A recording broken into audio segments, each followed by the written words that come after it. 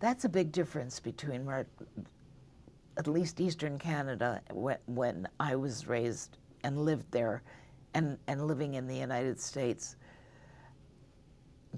The Jewish community in both Montreal and Toronto were not eager to cast off the Jewish aspects of their lives. I won't say their Jewishness, but the Jewish aspects of their lives. In the United States, my experience, both in Buffalo and Rochester, and of course, that wasn't so.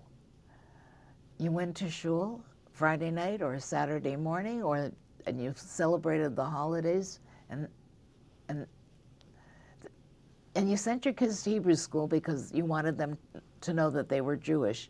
But there wasn't the same kind of carryover. I never felt the same kind of community spirit as I felt growing up in Montreal and even living in Toronto.